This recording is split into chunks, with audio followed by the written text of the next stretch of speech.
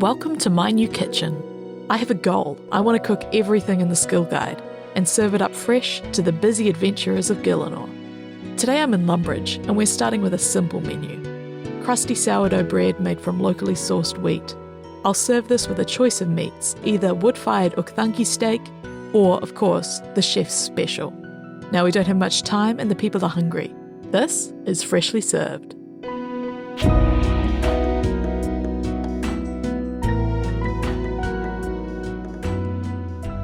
First up today is the bread. Good bread needs good flour, but luckily I know a farm in the local area that's going to be able to help me out. I'll go talk to the owner. Make sure she knows it's me. Who are you? I'm Miss Millicent Miller of the Miller of the Mill. I'm Miss Millicent Miller, the Miller of Mill Lane Mill. Okay, nice to meet you. It's a good business to be in. People always need flour. How do I mill flour? Pretty easy. First of all, you need to get some grain. You can pick some from the wheat fields. There's one just outside. Feel free to pick wheat from our field. Oh, that's nice of her. Can't help but notice it's overrun with goblins and inconspicuous holes. And let's start off realizing now I have no pots on me. And no money to buy them. On me, anyway. I got a little bit of a sponsorship deal from Millie over there at the mill. So I should be golden. I can just make my way to the bank, withdraw a little bit of hot cash, get myself, 10 to 20 pots. Okay, well, I'm realizing now the problem. I'm going to actually, let's just take it. So, this is just one of the many inefficiencies you're going to witness with this account. This is the amount of grain I've decided I wanted. And I'm done now. I'm going to go to the bank. I'm going to get my pots. Theoretically, I'm thinking I should probably do 14 pots and then 14 things a week. Turn that into flour. Go back to the bank, store it. I'm going to save my run energy just for a later day. Who cares about that? This is definitely more than 14, but not quite a full invent. What can you do, While we're walking, got some great Lumbridge stories, as we all do, don't we? Sitting on this hillside here. Do people still do this in World 1? Do they just chill out here and chat? I'm going to check it out. Let's go to World 1. Oh yeah. Oh, okay. Don't go there. No. I'm not advertising that. No. Oh, oh no, I turned on the creative tools to have a look at them. Okay, let me turn that off as well. Hold on everyone, hold the line. This is going swimmingly. All right, going back up. All right, normal now, thank goodness. Okay, everyone's spamming. I need to go to a different world. I don't want to see this. Okay, no, don't go there. Don't go there. It's not legitimate. It's not legitimate. It's not guaranteed. All right. Okay, we've made it. I did mention that sponsorship earlier. That's why the bank is looking like this. 12k, I know. 6k, I'm going to be fending off suitors. I've already got one pot. How much are the pots these days? What am I doing? Just buy a full invent of pots and keep this one in the bank. All right. The series, I'm going to pitch a goal to you guys in a little while. I've got a bit of a huge thing I'm going to reveal at the end of the episode that I'm aiming for. That's like my first main achievement that I want to get. But the actual goal, like the real life goal as a human being is I really love this game, but I simply can't play it any other way than this. I can't do the grinds for very long. I'm not built like that. I can't do any of the combat stuff. I just click so slow. Oh no, see, literally misclick on the door right there. Oh my gosh, we've only got 5. Oh, there's 1 coin. Oh, holy. Oh, we're in the money now. I haven't sprung for the bond on this account yet, so let's go back to this terrifying free trade world. Okay, here we go, another 5.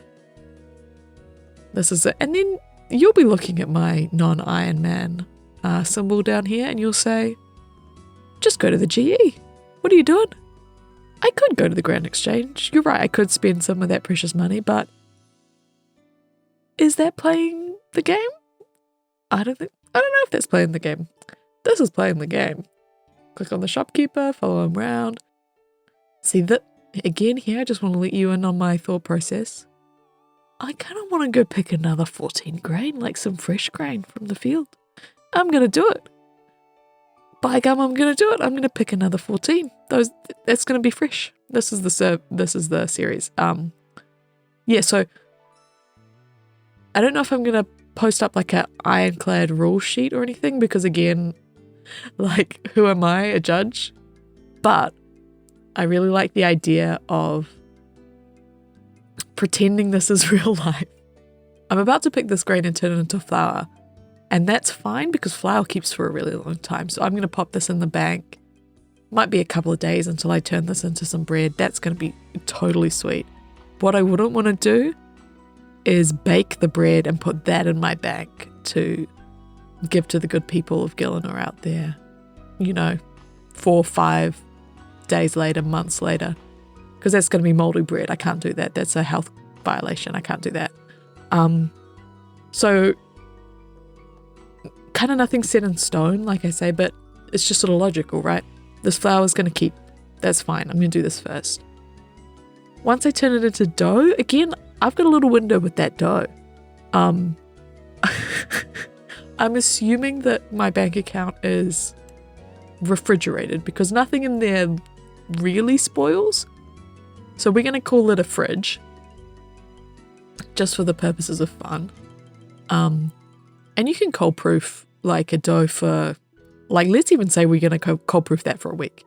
It's going to change the taste of it for sure. There's going to be a slightly funky sounding and tasting dough, but it's going to be edible. It's not going to kill you.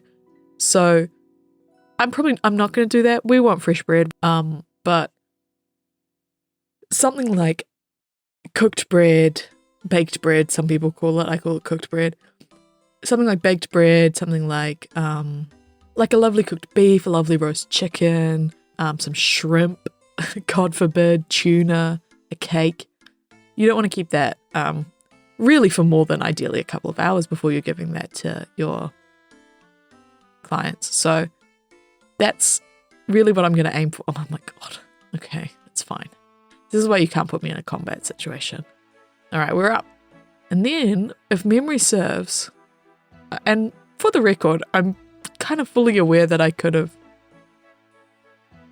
done all this, filled that bottom tub with the flour, gone and got all the pots, come back and filled the pots. But again, kind of that just doesn't vibe right. I hate to put it in such simple terms, but it just doesn't vibe right, bro. Like, I want to go down there and collect it as soon as it's ready. It's fresh. Maybe while I'm doing this busy work, might be a good time to talk about kind of my RuneScape pedigree, such as I have one. I've been playing for a long time. I heard kids talking about it on the field at lunchtime. I'm instantly worried I'm going to lose people with my New Zealand terminology. I was going to say on the field at morning tea. Out on the big bit of grass by the school during recess. How about that? And kids were talking about RuneScape and I was like so wildly jealous. I desperately wanted to play it. But I was too scared to ask my parents to have a go playing it. I remember they went out one day and I snuck onto the computer. Don't tell them if they watch this, don't tell them. And I tried to get this game to work, but they didn't have Java installed and I didn't know how to do that. And so I just would hopefully look at the blank white error loading screen and then read the entries on the website about how the game worked, which didn't help me. It did not help me. I did not internalize any of that. Do I have to... Oh my gosh, how fast can I do these clicks? Here we go. Click. Okay. It's tick limited. I guess that's one tick, is it? Listen to me. I know everything about this game. All right. Anyway, so it couldn't load on my parents' computer. Let's take this on back. Shall I turn on the run? Is that going to drive you crazy? Let's turn it on, just for fun. And then when I started high school, I got a computer to help with like high school work. And you better believe the very first thing I did was pull up RuneScape and not do any high school work on that computer. And the crazy thing about it was, I was thinking about it like just recently. I was like literally 13, sitting there playing RuneScape, and I would put on like CDs that we would listen to on family road trips when I was like 9 or 10. And I would just walk around Lumbridge trying to get things done, and I was filled with this just like awful nostalgia for literally 3 years ago when we were listening to those CDs. Absolutely bizarre of me. All right, let's do another trip. And then, so once I was allowed to play, I only ever had like, I would say 2 total months of membership in my teenage years. Again, because I just kind of weirdly refused to ask my parents for it. So I would sort of desperately try to get stuff done. I remember getting the Ava's first level backpack and like the elemental shield for some reason, just because I thought it was really cool. Yeah, but the main thing I did, I really wanted to get my ranging high. I think I got it to, well, higher than this guy, this account. I got it to maybe level 70, which is no great feat, I know, but it amounted to quite a lot of my time, because for some reason I trained it on the ghosts in Draenor Manor. Can that be the worst possible training spot of all time? Why was I there? I don't understand. Yeah, and I would just like talk to people in the clan chats and kill those ghosts and not get anything done. And another great fact about me while we're on the job here is I remember I had to beg for help in-game to finish Cook's Assistant on my first try. I just literally couldn't find the eggs anywhere, and I was walking around going, where are the eggs? Where can I find some chickens? And in my memory, I was at that for like 5, 6, 7 hours. I'm sure it was about 3 minutes, but I think I just stumbled on them myself, and like literally nobody helped me either, which gave me this real sort of altruistic energy for the rest of my time in the game, where if I ever saw anyone, I'm like, please, please, please, I have been there. Let me help you. Like no one helped me find those eggs. So the fact that there's this huge chicken coop just down the bottom there of Millie's Mill with perhaps 80 chickens, I don't know, I haven't counted them, 80 chickens, 80 eggs, it does feel like a little bit of a stab in the face. Oh my gosh, I don't have to click use on the grain. Okay, this is so efficient. All right, look at this. See, this bread here, I baked on Tutorial Island. I don't think we should be eating that bread. That was a couple of days ago. I'm going to get rid of it. I'm going to burn it, actually. I don't want anyone to accidentally pick it up. We might have a health crisis on our hands if I do that. Come on, girl, you got this. You got it. Come on. Yeah, you got this. It's fine. It's normal logs. Okay, thank goodness. Oh, shit. Well. A portion of today's video is sponsored by the Mill Lane Mill. If you make your way up Mill Lane on a Monday morning, you'll reach the top of the Mill Lane Hill. Here on the Mill Lane Hill sits the Mill Lane Mill, a beacon of light among the surrounding wheat fields and chicken coops. Every morning the windmill turns and the millstone mills, and inside you can meet Miss Millicent Miller, the miller of the Mill Lane Mill. The Mill Lane Mill has been in her family for generations, and today she and her husband proudly make the finest of finely ground flour in all of Gielinor. For subscribers of my channel, Millie Miller has a special offer. Use code MillLaneMillions with your next order of flour and get 2% off your order. That's tens of GP in savings only with code MILLANEMillions. Thanks again to Millicent Miller and her husband for this generous offer. Flour in hand, it was time for step 2. To get the next item for my menu, I had to pass through the Alcarad gates and head down towards the Shantae Pass. Alright, so we're going to head on through the Shantae Pass because I want to put something special on the menu for my first kind of food cart here, my first offering. I want to do something that's just a little bit different, a little bit more exciting than just bread and chicken. And there's another kind of meat that you can cook from level 1, and it's the meat of these, I want to say Ugthanki, and they are cookable from level 1. I think extremely burnable from level 1, but we're going to see. I'm just going to get as much as I can. I've leveled up nothing. As you can see from my chat box here, this was my first time stepping foot through the Alcarad gates, literally at all. I'll take one of these. And I'll get a Shantae Pass. And as you can see, I've got some desert robes for the vibes. What does it say if I do look at? Do I get a cutscene? You look at the huge stone gate. Near the gate is a large billboard poster. It reads, "The desert is a very dangerous place. Do not enter if you are afraid of dying. Beware of high temperatures, sandstorms, robbers, and slavers. No responsibility is taken by Shantae if anything bad should happen to you in any circumstances whatsoever." Okay. Despite this warning, lots of people seem to pass through the gate. So let's do it. Let's go through the Shantae Pass. Proceed regardless. Thank you very much. Well, look at that. And my first task on the account completed. I'm pretty sure that's my very first one. Let's check. Yep. All right. So my thought is we're going to auto-cast Wind Strike, which is all I got. And I am theoretically, believe it or not, I'm going to try to safe spot this guy. Can I... What? Oh, no, talk to it. I don't want to talk to it. I want to attack it. Okay. Can I get you?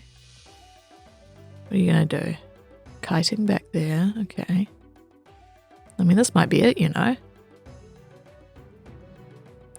Okay, never mind. No, I didn't bring any food. What's wrong with me? I want to get it around this way to the left. Okay, come back. Oh. I need to switch my attack options here. Okay, come this way, please. This way, this way, this way. Yep, and then I'm going this way, and it's hitting a lot of zeros. I'll give it that. Okay. Is this safe spotted? Oh my gosh. Okay, incredible. Yeah, alright. Look at me. First try. And I don't have that many casts of Windstrike here. I just wanted to kind of test whether this even worked at all. The other thing is going to be... Oh, I didn't even bring a knife. I was going to say whether I can get through a kill without dehydrating here in the hot desert, but didn't bring a knife to fill up my water skin. So round 1, this is looking good to me. Oh my gosh. Everyone should do this. This should be everyone's first step. What have I been doing in this game? I've just got like 3 magic levels in 30 seconds. Is it always this fast to level magic? So this, raw Ugthanki meat. This is the standout item on my first menu. How many did that? Yeah, I used about 50 mind runes. This is going to be so immensely doable. This is great.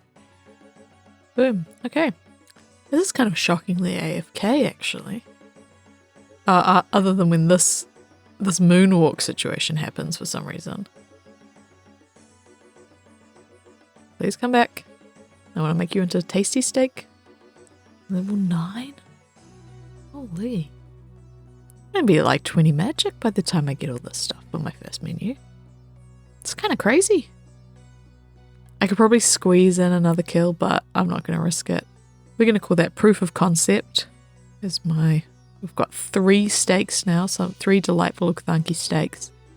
To finish sort of filling in the gaps in my Runescape history, while I walk up to Varric to prep myself to do more of these Ugthanki trips.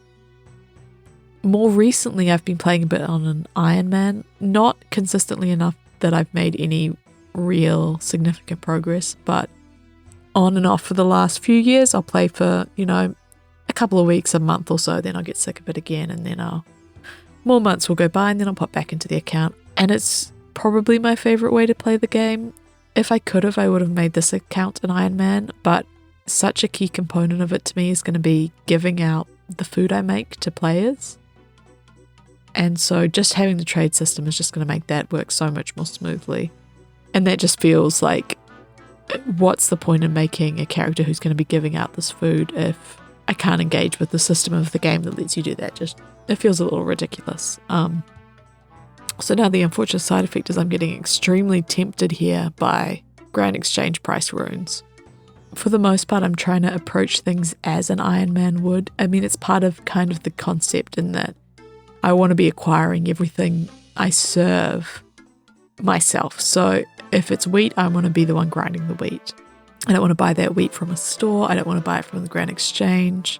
Similarly here with the Ugthanki meat, I want to be the one killing the animals. And obviously I'm going to be the one cooking it.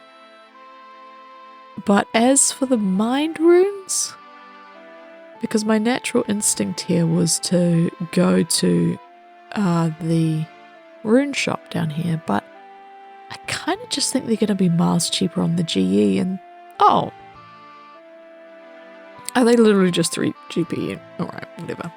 I've been worrying about nothing. Cool. I decided against getting any more of the water runes. I just wanted to save my money, which is a little bit ridiculous because I'm not really interested in this account being something that has to spend a lot of hours making money in order to further this series, like making in-game GP. So this little, obviously I've got my sponsorship from Millie's Mill here, the 5K. I'm probably looking at getting a few other sponsorships from people in game for future episodes, and they'll be offering me a little bit more money as well. So I'm hoping I'm going to have money coming in through that revenue stream, and I'm not going to need to worry quite so much about farming a whole bunch of whatever people do. I was about to say spinning flax, and that's truly such a dated reference, but whatever people do for GP these days. Whatever Settle did in the Gillinor games when he was at that one random shop and he bought a bunch of the stuff, I don't want to do that on this account. I just want to progress the series, get my cooking level higher, cook everything on the menu possible, and have a good time, of course. So, with that in mind, we're about to head back into the desert.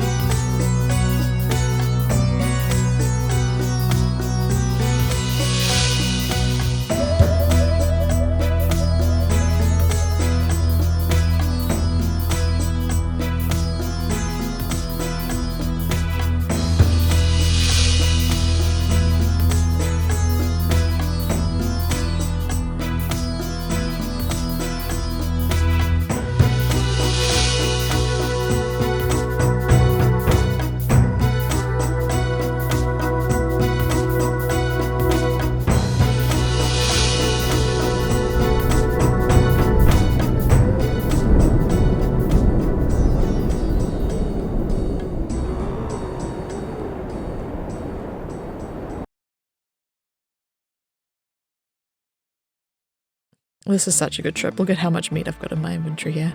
I've kind of unlocked a bit of a secret, which is, oh shit, nope, jinxed it, stop talking. The secret is I've stopped trying to safe spot them and I just run around and kill them. And for some reason they all are kind of running away from me. And I think perhaps I've managed to safe spot this fine gentleman. So essentially what I've learned here is not to try. The trying was kind of getting to me. It was a little bit exhausting. I was very compelled by this mysterious trail of footsteps here. My character, more than me, my character desperately wanted to get to the bottom of that mysterious trail of footsteps. Desperately wanted to. So she just kept looking at them. Wild Ugthanki coming for her throat, and she's like, let me look at these footsteps. There's something going on here. I want to get to the bottom of it. It's just, you know, she's a good person. She loves to help someone in need. She loves to solve a mystery. Myself, on the other hand, I'm more interested in just the raw slaughter. Alright, come back, sir. 20 magic. Hello, lovely T2. Enjoy your carpet ride. I love that they render in. There's a few things I have a soft spot for in games. One of them is cooking, obviously. And then anything kind of connected with cooking. So I always love fishing, kind of farming. I loved like making potions and elixirs and weapon oils and stuff like that. But I also love real-time transport in games. Absolutely huge to me. I never really played much World of Warcraft, mostly again because if I had money to spend on any game, I would have put it towards a RuneScape membership as a teenager. I did have the, I think you could do like a 14-day free trial or something like that. Huge memories of boarding a ship and you ran onto the ship. Oh, hey, oi, back off, bro. No, I'm fighting this guy. This is what I get for trying to tell a boring story while I'm killing some critters. Anyway, huge memories of a ship. You had to go wait at a dock, and then at some point a ship would come, and then it would just sort of slowly pull up and wait there for a minute or so, and you could run onto the ship, and then the ship would just slowly leave, and you could run around on it the whole time, and then eventually it would arrive at wherever you were going, and you would run off. So, if I had my way, which I'm sure is fairly likely, if I had my way, that's what sailing would be. I would have the only good experience I had in World of Warcraft. I'd love to be able to have that in RuneScape. I'd love to just walk to Port Sarim, stand at one of the docks, wait an indeterminate amount of time. There could be a posted time board.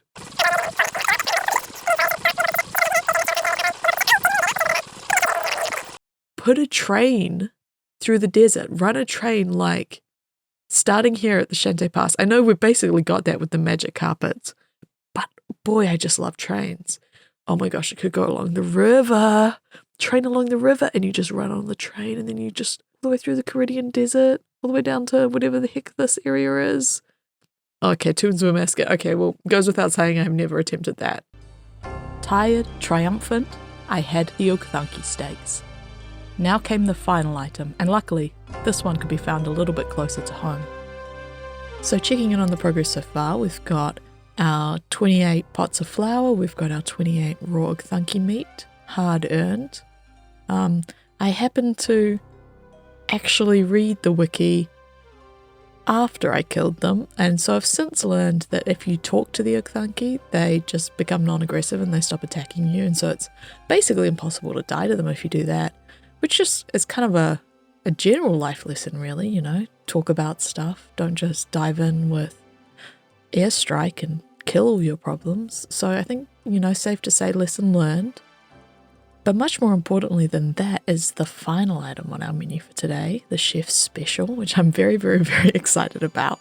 I thought it would be great to take advantage of kind of some local Lumbridge wildlife, some fauna that it kind of overlooked probably.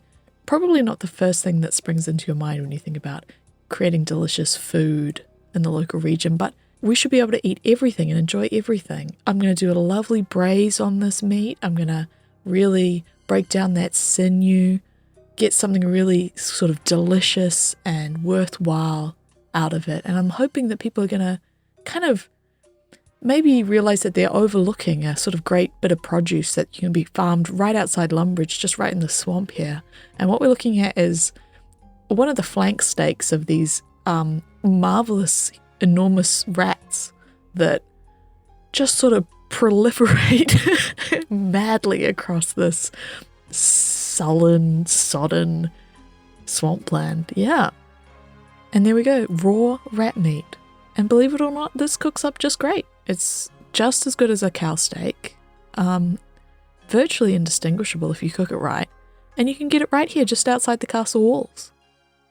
So the rats are proving to be a more fearsome enemy than I was hoping they would.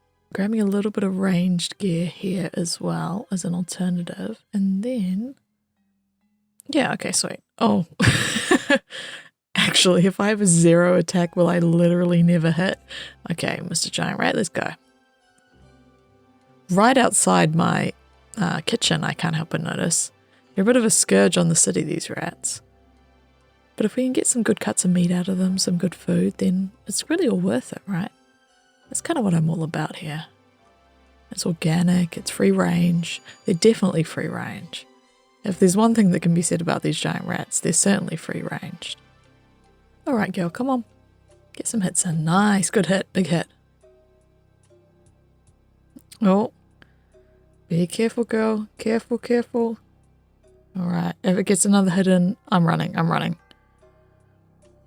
Who was it? Was it you? Oh, shit. Clicks. Precision clicks. Perfect. Okay. Oh, sorry, frog. I didn't mean to hit you. No. Oh my god, the frog. The frog. What? What are the frogs made of here? Okay. We're in dire straits already. Come on. I mean, my attack can't go below 0, surely, right? So I could slam a bunch of these bears and it would still only take the amount of time that it takes to regen from 0 to 1, right? We're gonna find out. Alright, let's do it.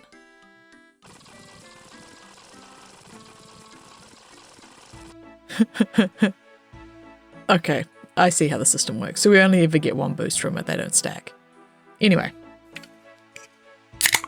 How's that for immersion? Let's do this.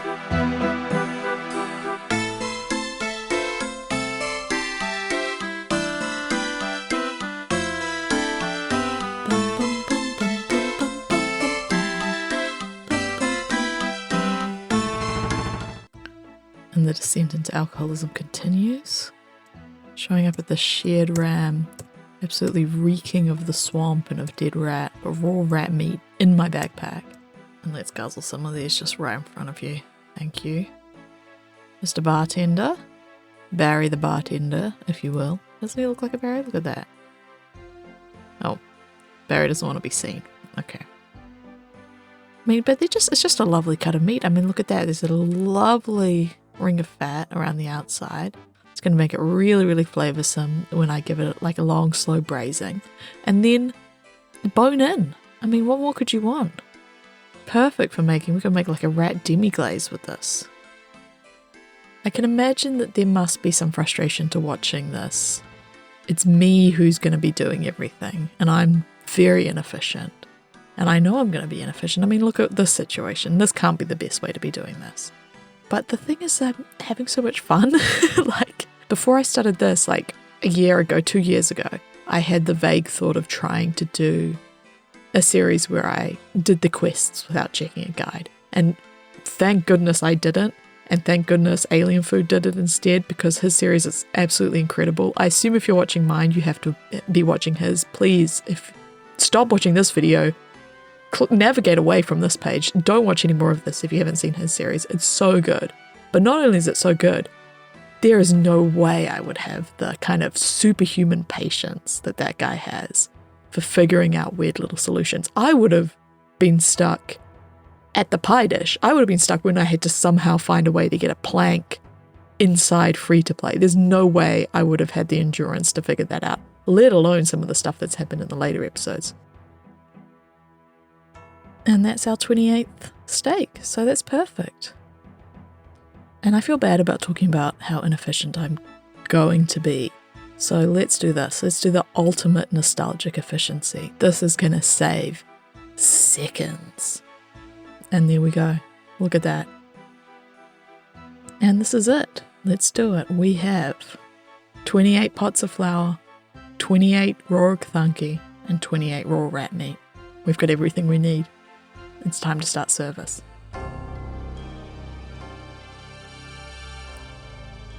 Now, the guy in here is a little bit of a jerk. He doesn't really like me using his stuff. It's just a short wander down to the kitchen I'm renting, which is just around the corner here. And frankly, it's much nicer. So the kitchen I'm renting doesn't have a water source, but that's fine. I'm just going to pop into this little house here. And let's see. Oh, it must be her. Let me speak to her. Oh, no. I didn't mean to hit you, ma'am. I'm so sorry. I'm just fleeing the scene. Yep, thank you. I just wanted to have a little chat with her and just make sure that she was... Hang on, okay, so really precisely, we're going to talk to her. Just make sure she's okay with me using her sink. How's it going? Not too bad, thanks. Well, that sounds like an endorsement to me. Let's do it. So we're going to head on over to the sink here and use our buckets. Boom. And then for our first lot here, it's got to be bread dough. Really mismanaged this inventory. What I'm going to do is I'll fill up the buckets again, and we're going to head on up back to the bank, back to our fridge up here. Very jealous of the counter space that he's got in there. This is a sourdough. This is used with naturally occurring yeast in the air around Lumbridge. There's quite a lot of it. It's quite different from the taste of a sourdough made anywhere else in Gillinor. It's very good. The other huge benefit of doing a long cold proof like we're doing is that you don't have to do that much kneading. You don't really have to work the dough very much at all, which is so great. It's going to do something called an autolyse. The gluten is going to start forming just as it sits there and with the water and the flour. It's going to be so good. It's going to add so much texture. Now, usually you would do that before adding the yeast. Again, with this kind of naturally occurring Lumbridge air, this starter that's just, you don't really need to feed it. If you just mix the water and the flour, you're going to find that it's going to turn into a dough just fine. And with that, that's the last of our dough. Let's pop it in there. And then we've got 28 portions. Hopefully there's a couple of loaves left over and I'll be able to have some food, but that's okay. Next up on our list, we want to cross off the rat meat. Rat meat we want to cook for longer. We're going to braise it. So let's take our rat meat down to our stove. Again, I don't want to start anything, but the chef in that kitchen there, he wouldn't let me use his stove. So this range here is going to serve just fine. And we're going to cook. Oh, okay. Well, we're off to a bit of a... Good. All right, there we go. Level 2 cooking just like that. Okay. Now, so cooking is all about learning. It's all about growing. All right, we've got another good one. We're just getting a bit of colour on these before we do the braise. It's really important to build up that nice fond in the pan. That's where you're going to get all your flavour from that Maillard reaction of the meat as it browns.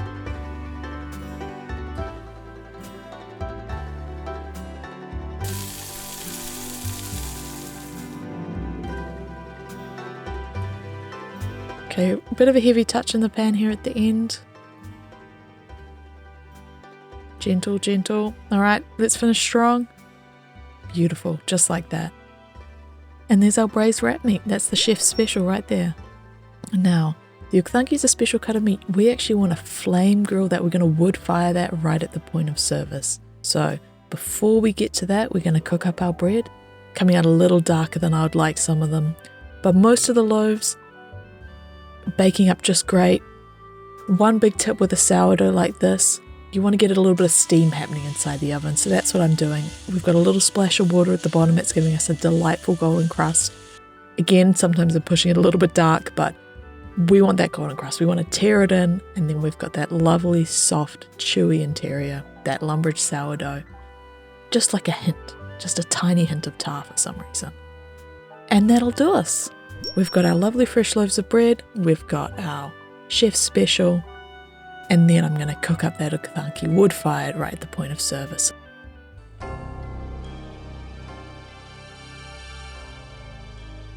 And so, I was ready. I headed down to the Lumbridge crossroads, hat in my hand and heart in my throat, and I offered my food. And I offered. And I offered it. This is the most embarrassed I've ever been doing anything in my entire life. Nobody was listening. The few travellers who came through just kept on running. I guess nobody was hungry. Oh no! Oh my gosh. Okay, Captain Arnav, please. Please, sir, would you like something? No, I want to give you this. Nothing interesting happens. Okay. No, I can't help you. I'm in the middle of work right now. Maybe I should try another world. What are you doing, ham member? Are you using the canoe transport? I love this so much for you. Okay. I'm scared of walking around there. I think everyone's going to make fun of me if I walk towards the castle. I worry. You can hear me. Come on out. What are you doing? Pickpocketing? I can't help but notice that he's a little bit hurt. I'm going to go offer my free bread. Free fresh bread and braised meat. Please. Please. Ugthanki Steaks. Cooked to order. This is embarrassing. They're also high level. I'm scared of them. Oh my god, it's chunk time. You're an Iron Man. Okay, come on. Oh, you're a group Iron Man. How many Iron Men are there out here? This is the problem with my series. I started to get a sinking feeling. Are they all Iron Men? Was I the only non-Iron Man left? Does nobody want this bread? It heals like 1 hit point, please. Tired and despondent and hungry, I ate a loaf of my own bread. The carbs filled me with inspiration. I had to take a risk. I knew the Ugthanki Steaks would be no good there, but I hopped to World 301, free to play, and I found the crowds. I set out through the free castle gates. So on edge by now, I'd opened the RuneLite sidebar and misframed my footage in OBS. The tension was getting to me. But it didn't take long at all for me to spot a group of travellers, dressed in funny costumes and colourful armour. Not just travellers, adventurers. Suddenly I had takers. They wanted bread, they wanted the chef's special, and the reviews were pouring in. These guys must have been starving because they came back with a tip for me as well. Oh my god.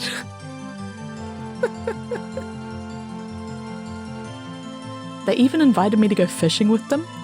Part of me really wanted to go to stay with the lovely fishermen in their colourful outfits, but I had a job to do.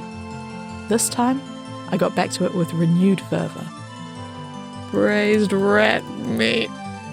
Oh my gosh, no, they're copying me. Get away. And I made a trade. And another trade. The sight of more adventurers led me across the River Lum. I met a time traveller from 2007 who tried to sink my whole business.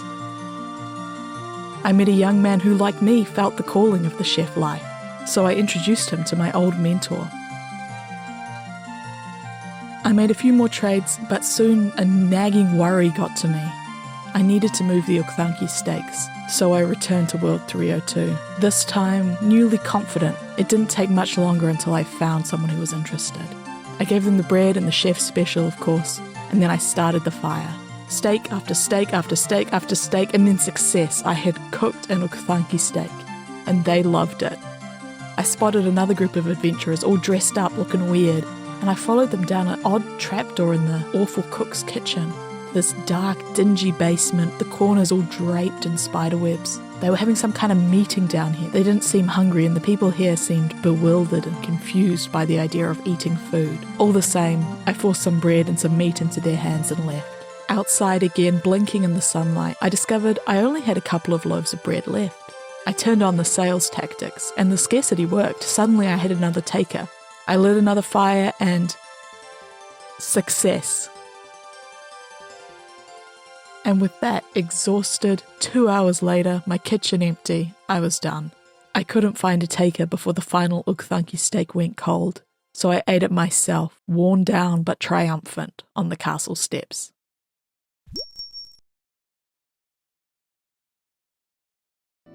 So what's next?